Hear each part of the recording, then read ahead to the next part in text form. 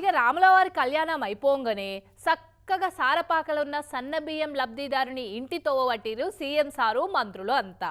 సర్కారిచ్చే సన్నబియ్యం మీద ఎసుంటి అనుమానాలు పెట్టుకోవద్దని చూపెడుతందుకు వీఐపీలు వీవీఐపీలు అంతా పేదోళ్ళ ఇంటికి పోయి గిట్ల చేతులు గడిగిర్రుల్లా. సన్నబియ్యం ఎట్లున్నాయో స్వయంగా తిని చూపిస్తందుకు మొన్నటి సంది మంత్రులు ఎమ్మెల్యేలు ఎంపీలు ఎమ్మెల్సీలు అధికారులంతా పేదోళ్ల ఇండ్ల తొవ్వలు పడితే నిన్న స్వయంగా సీఎం సారు ఇంకొందరు మంత్రులు కూడా అదే ప్రోగ్రాం పెట్టుకుర్రు. భద్రాచలం రాములవారి లగ్గం అయిపోగానే అటుకేలటు అదే జిల్లా సారపాకల ఉండే గీ బూరం శ్రీనివాస్ అనే తెల్ల రేషన్ కార్డు లబ్ధిదారుని ఇంటికి పోయిండు సారు. సారిట్లా పోగానే మంగళారతి పట్టి ఇంట్లోకి తీసుకుపోయి చేతికి చెంబడు నీళ్లు అందించి కాలు చేతులు కడుక్కున్నాక తువ్వాలిచ్చిర్రు.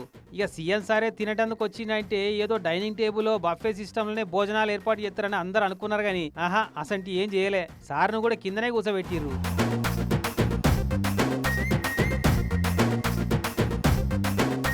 ఇక మొదలు ప్లేట్ల ఇంత తీయన్నం పులిహోర పెట్టినాక సన్నబియ్యంతో చేసిన తెల్లన్నం వడ్డిచ్చిర్రు. ఇక 2 ముద్దలు పప్పుతోటి ఇంకో 2 ముద్దలు కూరగాయలతో టేస్ట్ చేసిండు సారు. లాస్ట్కి ఇంత గడ్డ పెరుగుతో కలుపుకొని మెతుకు మిగలకుండా తిన్నాడు సారు.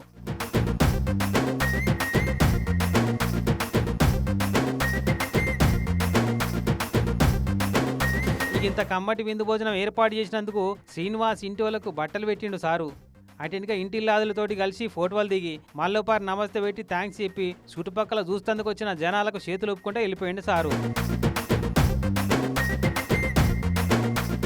ఇట్లా స్వయంగా సీఎం సారు మంత్రులంతా ఇంటికి వచ్చి భోజనాలు చేసేటాళ్లకు స్వయంగా రాముల వారే మా ఇంటికి వచ్చిండు అన్నంత సంబరం అనిపించిందట సీఎం సారుకు సన్నబియ్యం భోజనం తినబెట్టిన శ్రీనివాస్ అన్నోళ్లకు. అంతా రాముల వారే మా ఇంటికి వచ్చినట్టు అనుకున్నాను సార్. ఇంకా దాని గురించి ఏమీ లేదు సార్.